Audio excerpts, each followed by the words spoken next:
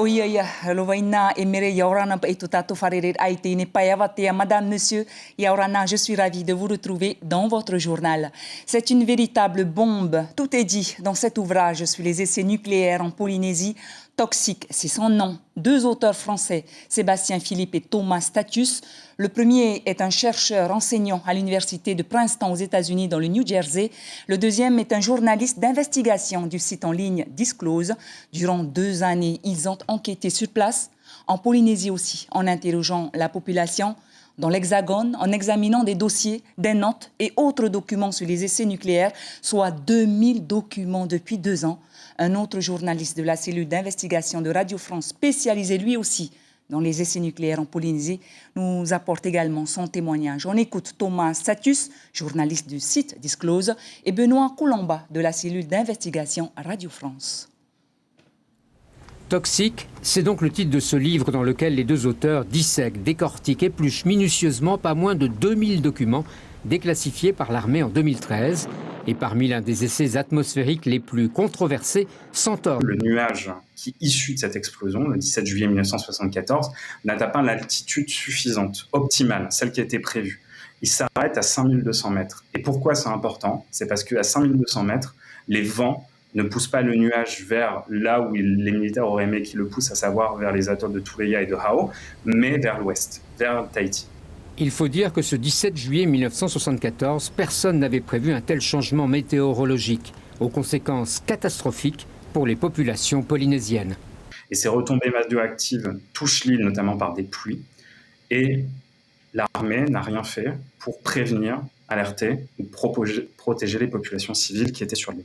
L'armée n'a donc pas prévenu des dangers de ces retombées radioactives, non seulement toute la population qui vivait alors, mais également les appelés du contingent en poste à Tahiti. Il y avait vraiment une version officielle d'une bombe propre, sans effet. Et ça, il y a de multiples témoignages, y compris des appelés du contingent, qui ont découvert en arrivant sur place qu'en fait, ils allaient assister à des essais nucléaires. Ils n'avaient pas de protection, c'est ce qu'ils racontent. Et certains se sont posé des questions. Mais en fait, à aucun moment, on leur a dit exactement ce qui se passait. Et c'est pour ça que des années plus tard, ils se sont mobilisés pour réclamer une indemnisation et comprendre vraiment ce qui s'est passé.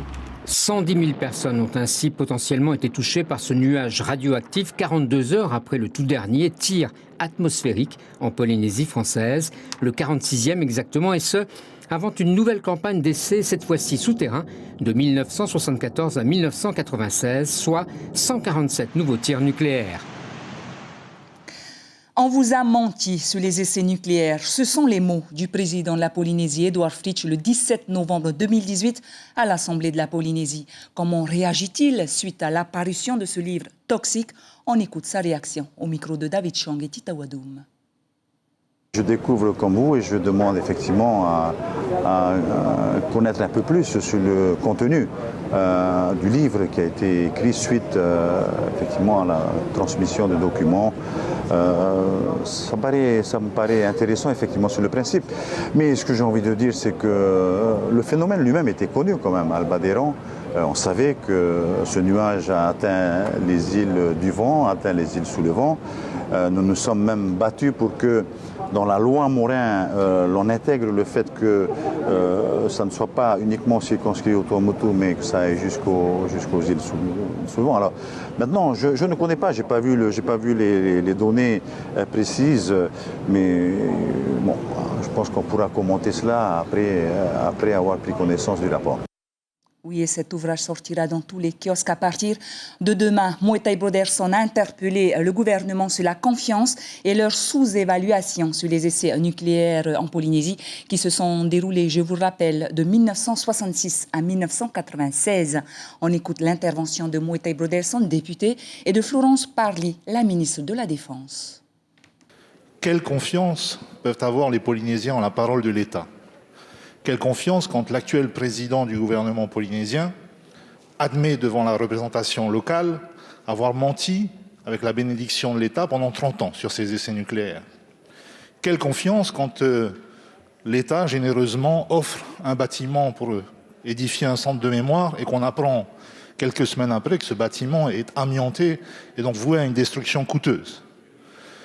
Quelle confiance encore quand nous apprenons hier que 4 mois avant cette belle conférence de presse, un rapport avait été remis au gouvernement polynésien établissant de manière claire les clusters de cancer, notamment dans les îles Gambier. Que ce rapport a été tenu sous le boisseau, maintenu secret jusqu'à hier. Quelle confiance encore quand le principal investissement de l'État en Polynésie depuis 15 ans est le système de surveillance géomécanique des sites, tel site 2, et qu'en même temps on nous dit qu'il n'y a aucun risque d'effondrement de l'atoll de Mururoa. Quelle confiance enfin quand une enquête menée pendant 2 ans nous révèle hier que c'est bien l'ensemble de la Polynésie et pas simplement quelques îles qui ont été touchées par les retombées des essais nucléaires atmosphériques. 110 000 personnes, l'entièreté de la population polynésienne en 1974. Que sur ces 110 000 personnes, 10 000 ont reçu 5 fois la dose minimale requise pour être considérées comme victimes d'une maladie radio-induite. Monsieur le Premier ministre, quand je prends l'avion pour venir ici, systématiquement, sur mon vol, il y a des personnes victimes de maladies radio-induites. Systématiquement. Depuis 2017. Sur chacun des vols que j'ai pris. Ma question est simple. Qu'êtes-vous réellement prêt à faire pour qu'un jour, le peuple polynésien puisse avoir confiance dans la parole de l'État? Merci, chers collègues. En 2014, le ministère des Armées a également commandé une enquête à l'INSERM pour faire le bilan des connaissances scientifiques internationales sur les conséquences sanitaires des essais nucléaires. Ce travail indépendant va permettre d'évaluer la nécessité de conduire une étude épidémiologique, comme c'est demandé par les associations locales. C'est ce qui a été rendu public le 23 février par l'INSERM. Et donc nous allons étudier les services de l'État ainsi que les services compétents de la Polynésie française, ces conclusions, sans oublier naturellement les nombreuses associations. Merci, monsieur le député. Oui, et nous aurons un peu plus d'éclairage sur ce sujet dans notre journal de ce soir. Débrayage au tribunal de Papeete, et ce sont surtout les assistantes au palais de justice qui ont manifesté leur colère suite à la nomination d'un cadre de métropole sur un poste d'assistance du procureur, un poste déjà occupé depuis de nombreuses années, 30 ans exactement, par une Polynésienne, Ivana Pea. Elle y est depuis 1990 et a été l'assistante de tous les procureurs. La nomination s'est répandue hier dans les couloirs du tribunal comme une traînée de poudre, assez pour qu'il crie au scandale. Ce matin, les images sont signées Axel Mézinel.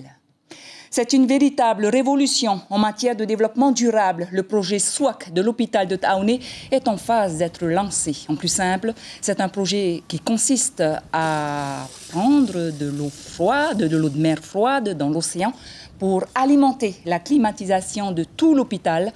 Une climatisation marine donc qui réduira considérablement la consommation en électricité, soit une économie de 350 millions sur sa facture énergétique. Les travaux débuteront dans quelques jours pour une durée de 20 mois. Jean Fanariotis et Marie Tinsing étaient sur place ce matin. Nous sommes ici effectivement à Papeari où un projet d'envergure et encore pilote encore une fois pour la Polynésie est sur le point de se réaliser. Avec moi le ministre de l'Énergie avec lequel nous allons pouvoir en discuter, M. Ivonik Yorana. Alors pilote encore une fois la Polynésie. Oui, c'est un projet très intéressant. Enfin, de grande envergure, parce que c'est quand même l'un des plus grands SWAC au monde en termes commerciaux. C'est un projet qui fait 6 MW frigories. En équivalent thermique, c'est à peu près 2 MW thermiques, donc c'est très grand. Et en termes de financement, d'investissement, c'est de l'ordre de 3,6 milliards. Donc c'est un beau projet pour la Polynésie française. C'est surtout une économie pour le CHPF. Alors, c'est une très grosse économie pour le CHPF, puisque avec ce projet qui sera mis en exploitation en octobre prochain, il faudra économiser à peu près 40% de la facture énergétique du CHPF. Donc c'est énorme, de l'ordre de 350 millions. Vous parlez tout à l'heure de 2 mégas, ça représente à peu près 2% de la consommation locale. Alors 2 mégawatts effectivement, en termes de puissance, c'est pour faire très simple, peut-être très simple, si je prends un exemple sur la Punaru, un groupe électrogène fait à peu près 13 mégawatts, donc vous faites le ratio 2 mégawatts pour 13 mégawatts à la Punaru, donc c'est un projet important, et d'autant plus que Ce projet de SWAC représente à lui seul 2% des énergies renouvelables, du taux de pénétration des énergies renouvelables à Tahiti. Alors pour être encore plus précis dans les chiffres, en termes de CO2, ça représente combien de foyers? Alors les premières estimations correspondent à peu près en termes d'émissions de CO2 à 4000 foyers. 4000 foyers, donc voilà, ce sont des chiffres qui sont hors normes pour la Polynésie. Voilà. Merci infiniment, Monsieur le Ministre, pour ces précisions. On va vous laisser continuer votre visite. Merci à Jeanne et Mariri pour toutes ces précisions. Et malgré la crise actuelle et la fermeture des frontières, les armateurs et mareyeurs de Freouté n'ont pas d'autre choix que de faire appel à la compagnie aérienne Air Tahiti Nui pour exporter donc écouler leurs poissons sur le marché américain.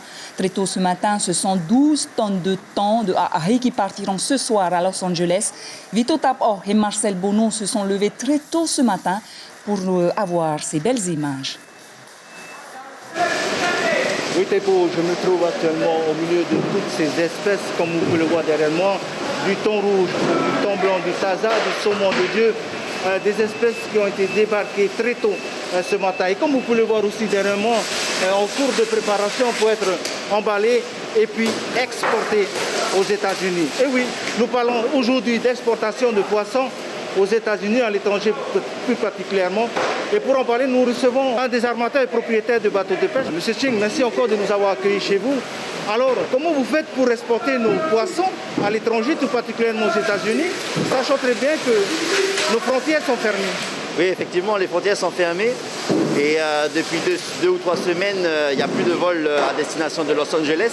Et donc, ça fait 2-3 semaines qu'on travaille avec Air Tahiti Nui et le pays pour organiser un vol tout cargo. Donc, c'est un vol où il n'y a pas de passagers et qui va être à destination de Los Angeles et qui va permettre qu'on peut exporter notre poisson frais et ensuite qui va faire revenir du fret de Los Angeles. Donc, on est en train de travailler. On a réussi à mettre en place ce vol exceptionnel avec Air Tahiti Nui, un vol tout cargo pour Los Angeles. Alors pour ce premier vol, combien de tonnes sont prévues justement pour ce premier vol?